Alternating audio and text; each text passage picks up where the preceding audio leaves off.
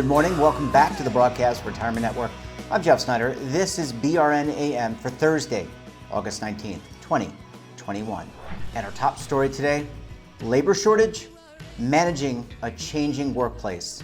Joining me now to discuss this and a lot more, Don Clayton is a partner with Business Advisory Solutions Group. Don, so great to see you again. Thanks so much for joining us on the program this morning.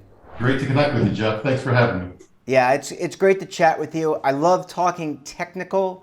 I love understanding the technology marketplace and the process improvement marketplace with people like yourself.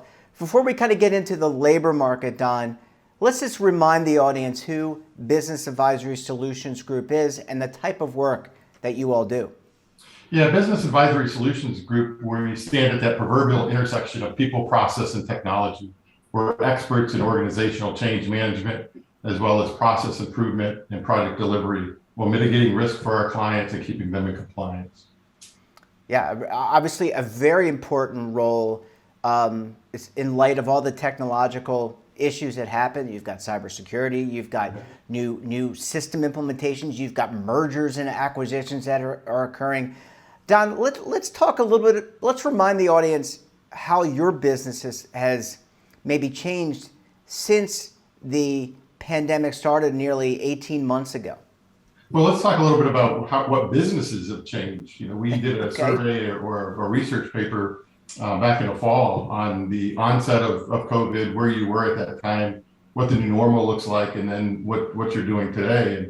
And what we found is, really at no surprise, everybody started at a different starting line. So if you're a business that was struggling a little bit or looking to maybe be acquired, you didn't have a lot of cash assets available to you or so forth, you really struggled through this time.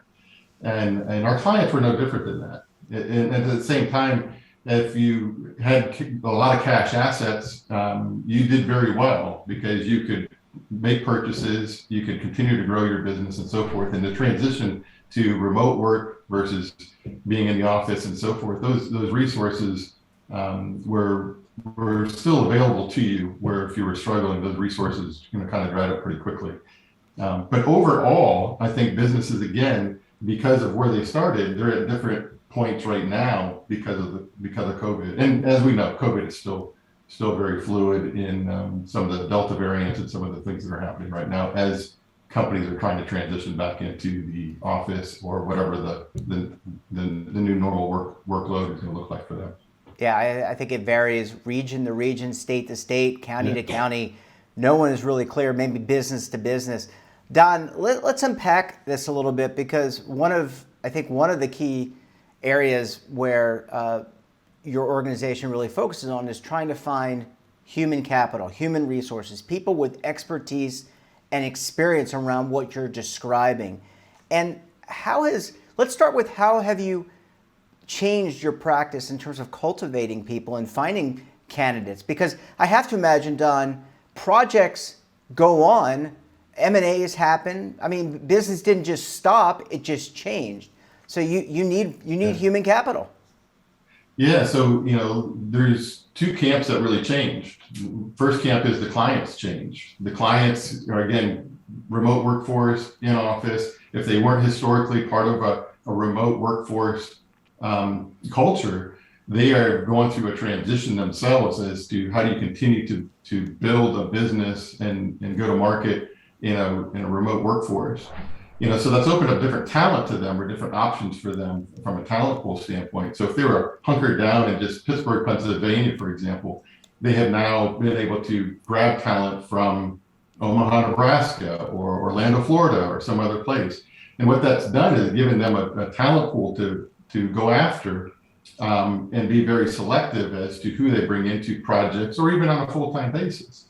The opposite side of it is the workforce. The workforce is now developed more of a life-work balance that they've fallen, that they adore. So they're not going to sacrifice certain things. I'm not going to move there. I'm not going to hop on a plane and travel all the time. I'm not going to go into the office if I don't need to go into the office. So there's a kind of a catch-22 here is, the workforce from a client standpoint has expanded. So that gives them and I don't want to call it a cheaper option because they can pick and choose and they can drive down the price of what that resource might look like. And then at the same time, though, the workforce is saying, look, I have options too. I don't want to go into an office. I want to be home. I want to be able to work remotely 2 days a week or 3 days a week. Yeah, and it's that balancing act. I think we're all employers are trying to find it, and candidates who are looking for work trying to find it. Don, I've been reading a lot about just labor in general, and that people have really moved towards more of a consulting or a gig type of economy.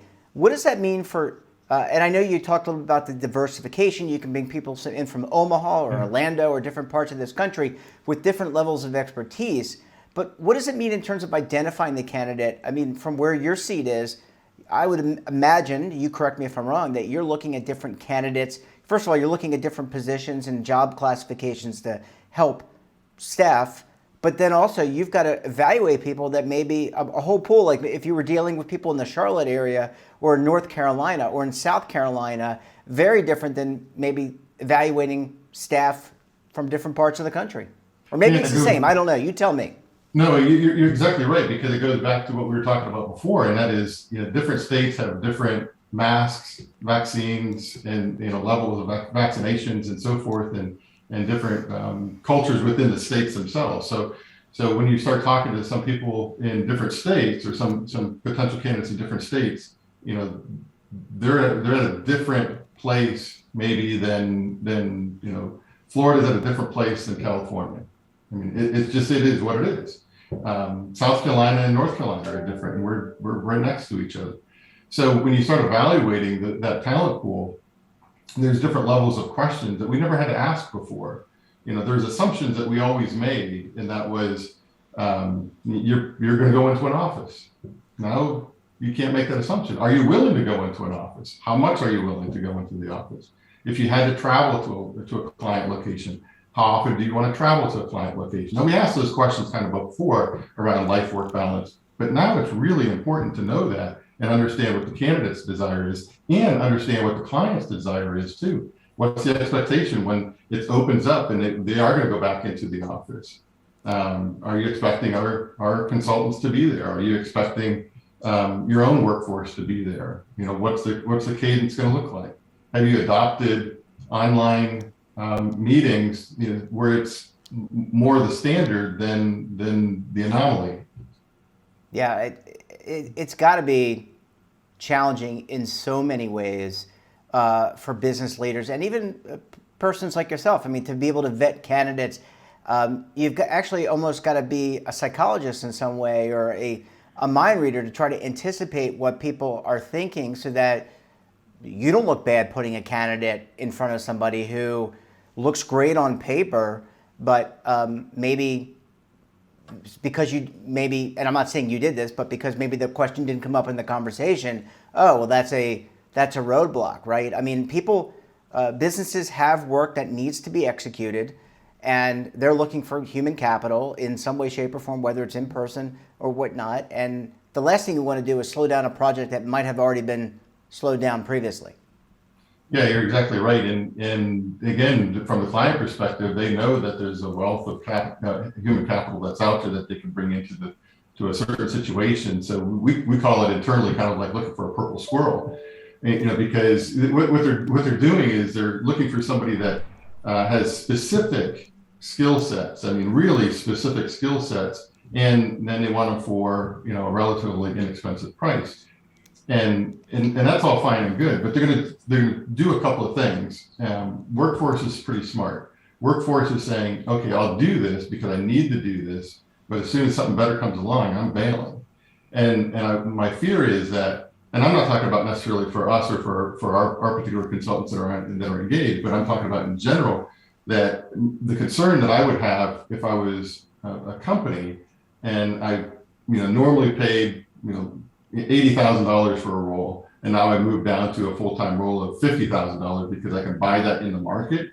Be careful with that, because the market is going to swing the other way too.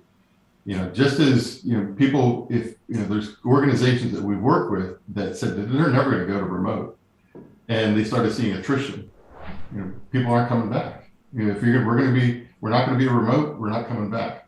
Same thing here. If you're not going to pay me a fair wage, I'm not going to stick around. So you might be able to capitalize it on the short term, but it's really a short term mindset. So I'd be careful with that if I was hiring. Yeah, I'm sorry, I didn't mean to jump on you. I agree with you. And that brain drain, we experienced that in the 90s and 2000s, just in general before COVID. It seems like that's a real potential problem. Don, I need to take a very quick break. When we come back, we'll talk more with Don about how he views the labor market and maybe some tips along the way. You're going to want to stay tuned right here on BRN AM.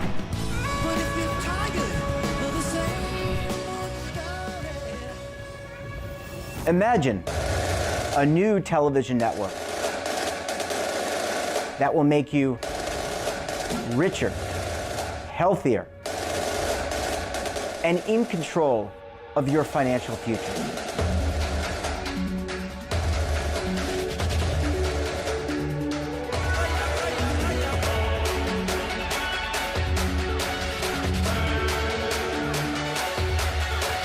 This network is for the policewoman in Nashville, Tennessee, the baker in Dubuque, Iowa, the teacher in Lexington, Kentucky. We want to make the idea of savings and retirement culturally relevant. But what do you see as a defining issue of the midterms, especially for the smaller businesses? I mean, they are the lifeblood of the American economy.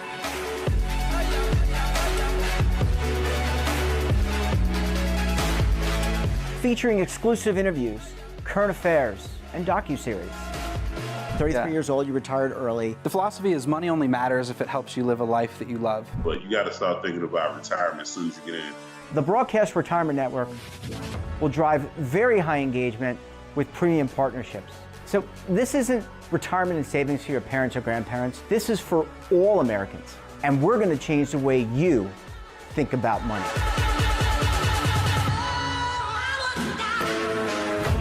Welcome to the next frontier of retirement and savings. This is BRN, the Broadcast Retirement Network. Are you stuck with a low credit score? A credit report and score that's causing you to be denied credit or pay higher interest rates than others for the same things? Then do what Terrence did and call Credit Repaired for your free credit evaluation to help restore your credit. I started thinking about buying a new house, and my score wasn't where I needed it to be. I called and spoke with one of the representatives, and we just had a good conversation, and I liked what he was saying. Just one call for his free credit evaluation was all it took to start back on the track to repairing his credit. I'm seeing the deletions and I'm getting the report, so I know something's being done. It does make a difference to me. All it takes is one call to get started. Credit Repair has given me a second chance to have a better credit score. Don't let a low credit score hold you back another day. Do what Terrence did and make the call for your free credit evaluation. Call 800-819-4152. That's 800-819-4152. Again, 800-819-4152. Welcome back. We're talking to Don Clayton of Business Advisory Solutions Group. Don, thanks so much for staying with us this morning. Thanks, Jeff. Appreciate it. Yeah, this is a really interesting conversation. I think it gives a really fascinating look into the hiring process for many large and small businesses through the proxy of a group like BASG. Don, something that came to mind. I'm close to 50, and I've always done a resume when looking for work. How important is that resume? Still as important? Is that piece of paper which gives a historical perspective of your skill set and the things you've accomplished? Is that still an important attribute to the job search? So I would say yes, but, and the yes, Okay. and the yes, but is, there's three different segments to this. One is that depending on what you're applying to, if you're applying to a full-time job, definitely for sure. And depending on how you're applying, if you're applying to some sort of online portal, you got to remember keyword search is so critical, right now. So having a resume that really explains exactly tailored to the role that you're applying to is extremely important, because keywords are going to be picked out to put your resume towards the top, to possibly be looked at by human eyes, to possibly be considered for an interview. The second part of it is on the yes, but is if you have a relationship, so let's just say in our world, we pride ourselves on relationships with our clients. So in relationship with our clients, a resume still serves as kind of an entree of, give me a quick rundown of this person. It's not good enough to just say, I know them, they're going to be fabulous and so forth. You have to have something on paper to kind of get them to the next level of interest for the interview. It's like it always has been. A resume is just as good for the interview. It's kind of like a kid coming out of college.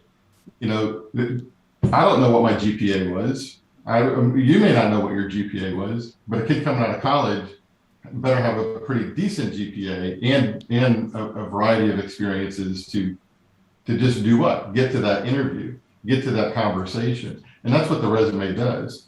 And then there's circumstances, and those still hold true of it's relationship driven. I mean, we live in a relationship driven world regardless of whether we're remote or not. Yeah. John, let's talk a little bit about the interview process, and then I want to come back to brain drain because that really has piqued my interest. But let's talk about the interview process.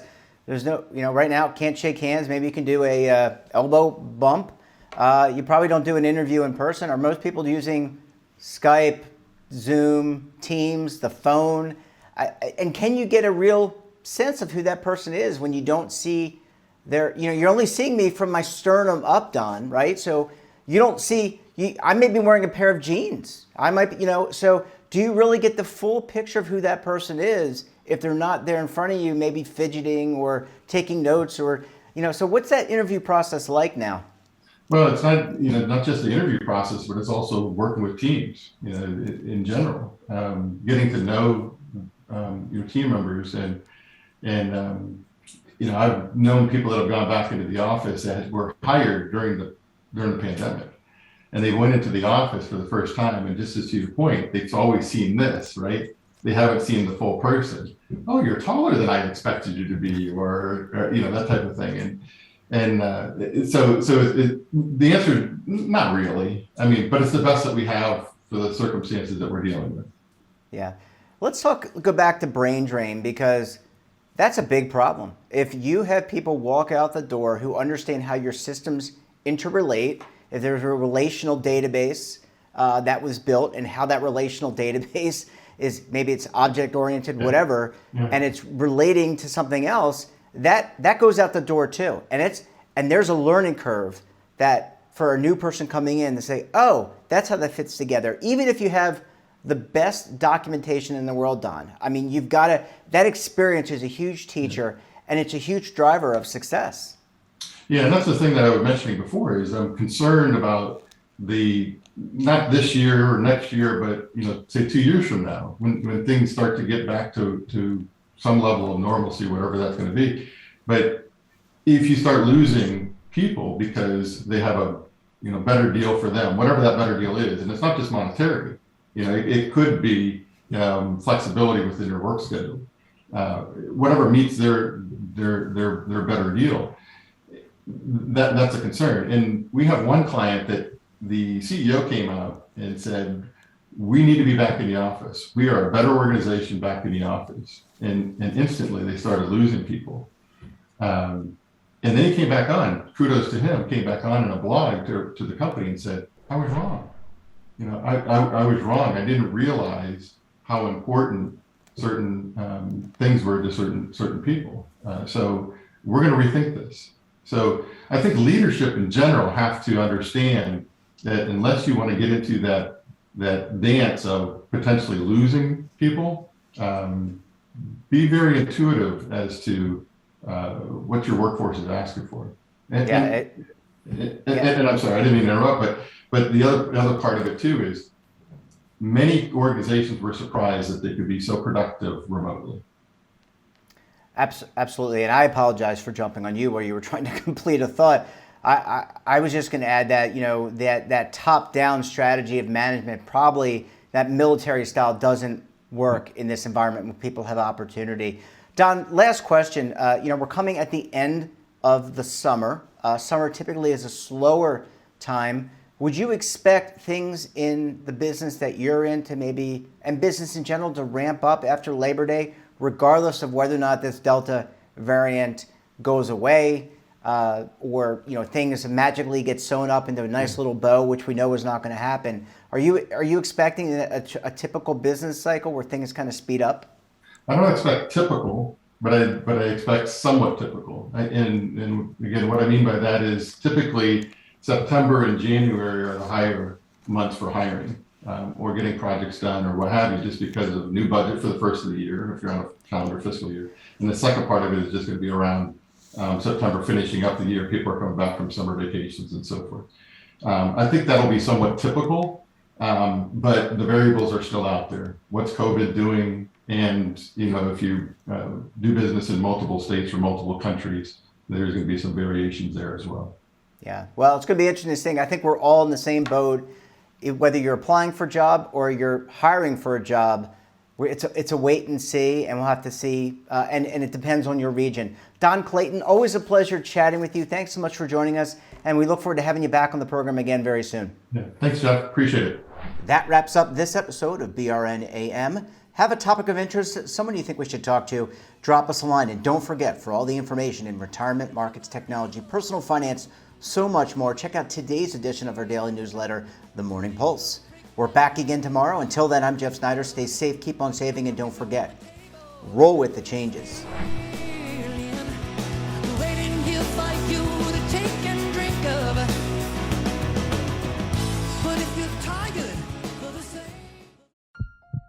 Are you being audited and do you owe the IRS $10,000 or more in back taxes? Is the IRS threatening to take more of your money? Don't fight the IRS alone. The Tax Doctor is here to help you negotiate your tax bill and reduce your stress. The IRS can freeze your assets and seize your bank accounts, but you can stop these IRS actions.